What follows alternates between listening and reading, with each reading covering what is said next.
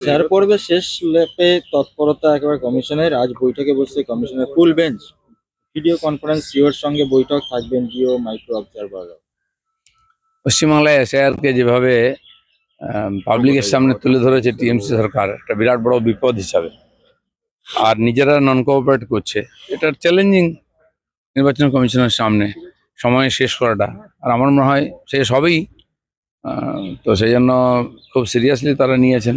আমরাও চাই ঠিক সময়ে এসআইআর শেষ হোক এবং ভোটার লিস্ট বেরোক, ভোট হোক। ভিন রাজ্যে ফের পরিযায়ী শ্রমিকের মৃত্যু এবং পুনেতে ক্ষতবিক্ষত দেহ উদ্ধার। বাংলা বলায় ভিন রাজ্যে কোন প্রশ্ন তৃণমূলের। আজ পুরুলিয়া বা মুখে বাড়ি যাচ্ছেন। বাংলা বলায় খুন হয়েছে, এটা মমতা ব্যানার্জি ও তার পার্টি কি করে জানলো?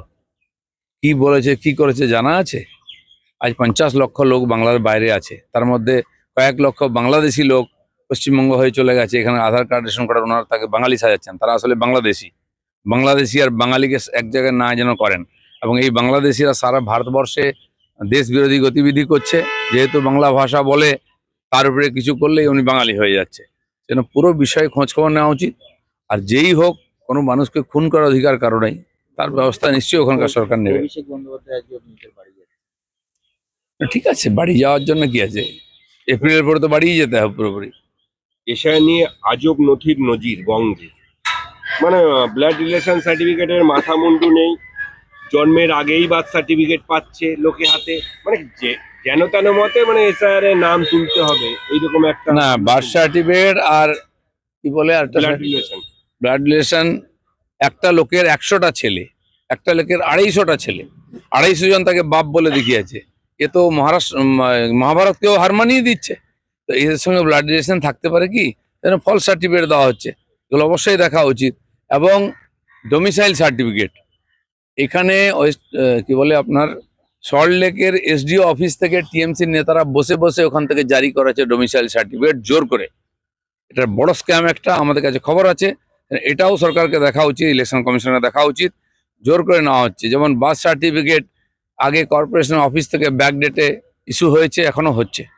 তো সেই এগুলো বন্ধ হওয়ার দরকার আছে। এই জন্য ডিলে করা হচ্ছে, যাতে এই ধরনের আর ফলস সার্টিফিকেটগুলো সাবমিট করে। দাদা যেটা বার্থ সার্টিফিকেট, অর্থাৎ জন্মের আগে বার্থ সার্টিফিকেট পেয়ে গেল বরানগর জেনারেল হাসপাতাল থেকে, জন্মের আগে।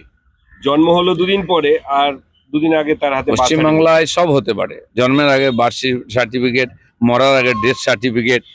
যে একজন ভদ্রলোক তার মায়ের স্বীকারোক্তির জন্য তার মায়ের চক্ষুদান করলেন, তো তার বিরুদ্ধে কেস হয়ে যাচ্ছে। জ্যান্ত লোকের চোখ উপড়ে নিয়ে যাচ্ছে, পুলিশ কিছু করে না। হসপিটালে বাচ্চার চোখ উপড়ে খেয়ে নিচ্ছে আর কুকুরেতে, সেখানে কিছু হচ্ছে না। অথচ একটা নিরপরাধ মানুষকে তুলে নিয়ে গিয়ে তাকে জেলে ঢুকিয়ে দিল। কি ধরনের পুলিশ প্রশাসন? চুরি ডাকাতি হচ্ছে, রোহিঙ্গারা ঘুরে বেড়াচ্ছে, কেউ কিছু করছে না।